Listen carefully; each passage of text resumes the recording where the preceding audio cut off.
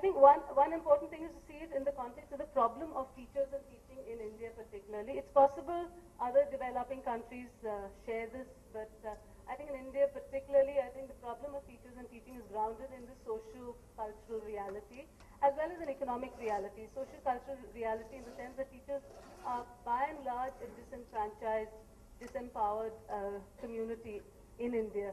Particularly because historically it's been, it may be the colonial rule, but also there's also the caste system, which has actually colored and influenced the education system in India. So that problem of teachers and teaching is evident when you ask a teacher a question. When you ask a teacher a question, how do you teach, or what is the purpose of teaching, they will say in order that every child learns and understands and becomes a good citizen, but their practice does not necessarily reflect what they say. So there's a big gap between what they say and what they actually do. And that is a serious problem in India. And to be able to tackle that is not an easy job. Okay.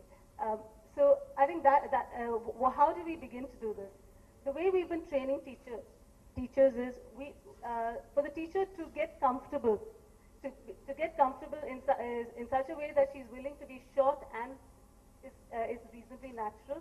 We've had to do a lot of demonstration classes in her own class. We've done per teacher, we're working with about 60 teachers currently in these 5 schools, 65 teachers, and we've done at least 5 to 8 demos in each of the teachers' classes. In other words, we demonstrate and role model good practice.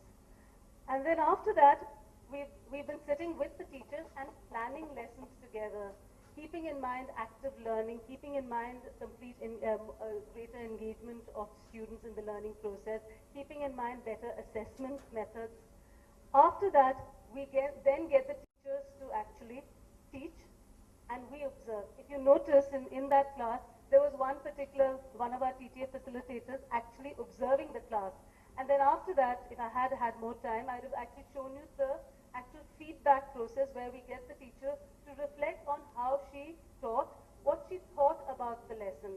In fact, we have a checklist which we use, and I think MPRIL has been using it for rating schools, but we are using it also to get teachers to reflect on what she did and how else she could have done.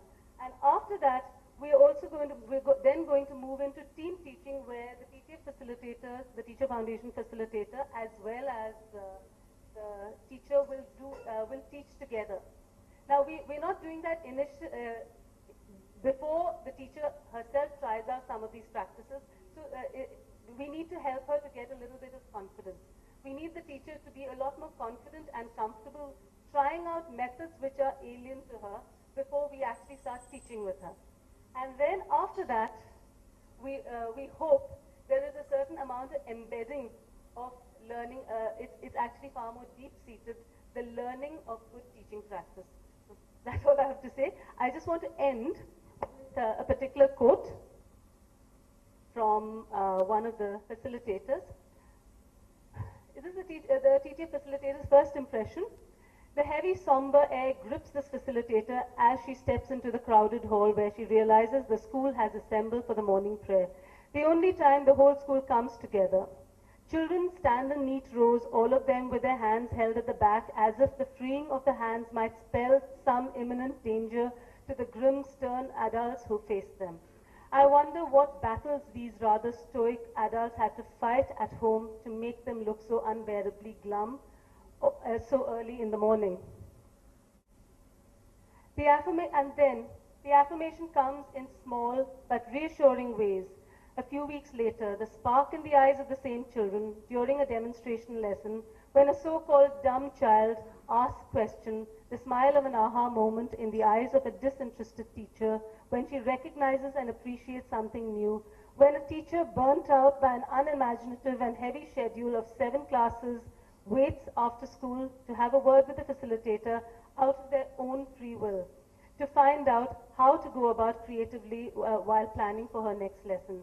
When a teacher comes back starry-eyed with stories of an interesting activity that she has tried out in the class, showing in small but touching ways their heartfelt gratitude and appreciation. the realization dawns somehow, no matter how tough and long and tedious the journey, one just has to begin.